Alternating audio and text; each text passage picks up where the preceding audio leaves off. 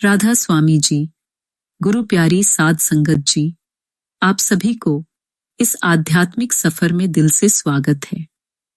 यह कोई साधारण वीडियो नहीं, बल्कि उस प्रेम की अनुभूति है जो सतगुरु और सच्चे प्रेमी के बीच होता है। वो प्रेम जो आत्मा को खींच लाता है गुरु की ओर, और कभी कभी गुरु को भी खींच लाता है उस आत्मा की ओर। आप जानते हैं कि बाबा गुरिंदर सिंह जी महाराज दुनिया भर की संगत से मिलने विदेश जाते हैं। वो सिर्फ प्रवास नहीं होता, वो एक पुकार का जवाब होता है। यह उस प्रेम की मिसाल है जो न दूरी देखता है न समय। गुरु जहां अपने प्रेमियों को देखता है वहीं चले आते हैं। साध संगत जी, आज जो कहानी हम आपको सुनाने जा रहे हैं वह ऐसी ही एक गहरी और सच्ची घटना है जो आपको भीतर तक झकझोर देगी। लंदन की एक दोपहर जब बाबा जी सत्संग कर चुके थे, उन्होंने अचानक अपने ड्राइवर से कहा, चलो थोड़ी हवा बदलते हैं।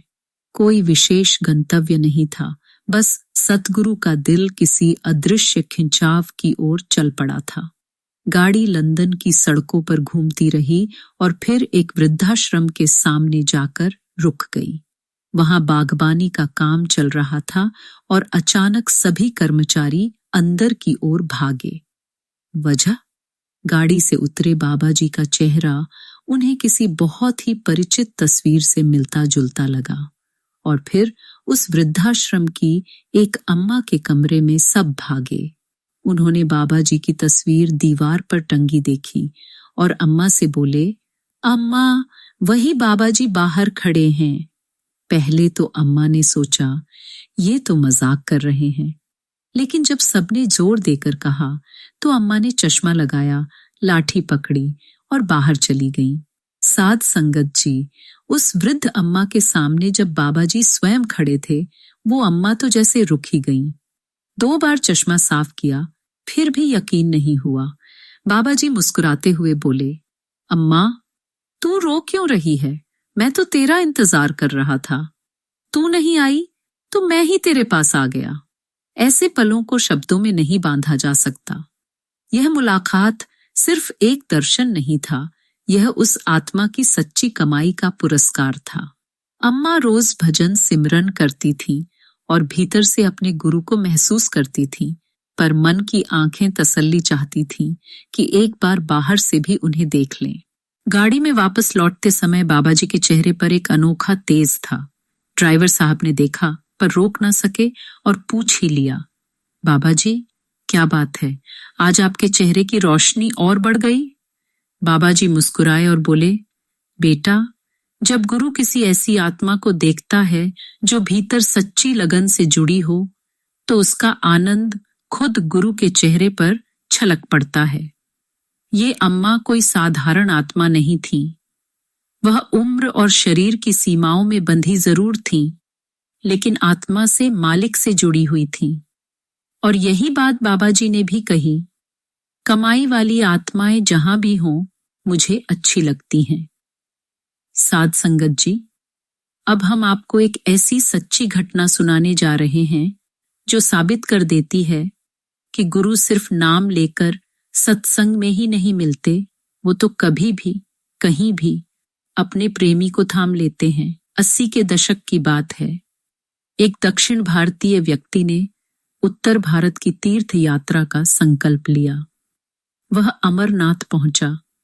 वहां चढ़ाई के दौरान उसका घोड़ा खाई की ओर मुड़ा और वह डर के मारे बेहोश होकर गिरने ही वाला था कि अचानक एक सरदार जी ने आकर उसे थाम लिया। वह बच गया। होश आने पर उसने पूछा, वो सरदार जी कहाँ हैं? पर हर कोई हैरान था। वहां तो कोई सरदार जी थे ही नहीं। वो चेहरा उसके मन में बस गया। कई स्थानों के बाद जब वह अमृतसर आया, एक टैक्सी ड्राइवर ने कहा, आपने अगर ब्यास नहीं देखा तो आपकी यात्रा अधूरी है। वो डेरा ब्यास आया। सत्संग में जाने का आग्रह हुआ। मंच पर जैसे ही उसने देखा, वो सरदार जी वही थे, वही जिन्होंने अमरनाथ की खाई में उसे बचाया था। हुजूर महाराज चरण सिंह जी। बाद में जब वह मिला तो हुजूर जी ने कहा, मैं तो अमरनाथ कभी नहीं गया बेटा, लेकिन जीव जान चुका था यह केवल शरीर की यात्रा नहीं थी, यह आत्मा की पुकार थी। 10 साल तक वह नामदान की प्रतीक्षा करता रहा। फिर एक दिन बाबा जी सपने में आते हैं, हुजूर जी का रूप धारण करके, और कहते हैं, अब समय आ गया है, डेरा आजा। डेरा पहुंचते ही बाबा जी ने नामदान दे दिया। कमाई वाला प्रेम जब आत्मा को पता चल जाता है उसका वक्त आ गया है। अब एक और सच्ची साखी, एक 70 वर्षीय सच्चे प्रेमी की। वो सेवा, सिमरन और प्रेम में लीन रहते थे। एक बार सेवा पर जाने लगे तो पत्नी ने कहा, मत जाओ, तबीयत ठीक नहीं। लेकिन वो मुस्कुराकर बोले, सेवा से बड़ी कोई दवा नहीं। वापसी में तबीयत बिगड़ी, अस्पताल पहुंचे। बाबा जी से मन में बोले, मालिक, मैंने तो सच्चे दिल से भजन किया, फिर ये दुख क्यों? बाबा जी स्वप्न में आए और बोले, बेटा, ये पिछले जन्मों का हिसाब है। जब तक यह पूरा नहीं होगा मैं तुझे सचखंड नहीं ले जा सकता। डर मत, मैं साथ हूं। 3 दिन बाद घर लौटे।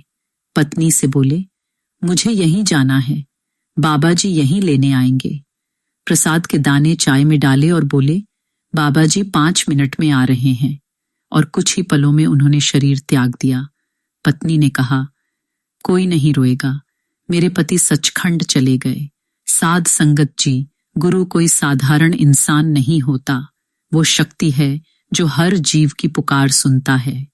अगर हमारी कमाई सच्ची हो, प्रेम में गहराई हो, तो सतगुरु खुद चलकर हमारे पास आते हैं। क्या सतगुरु सच में हमारी पुकार सुनते हैं, भले ही हम लाखों किलोमीटर दूर हों? जी हाँ, लंदन की अम्मा इसका सजीव उदाहरण है। उन्होंने वर्षों तक भीतर से सतगुरु को पुकारा और बाबा जी एक दिन स्वयं वृद्धाश्रम में पहुंच गए। सच्चा प्रेम दूरी नहीं देखता, वह आत्मिक खिंचाव से चलता है।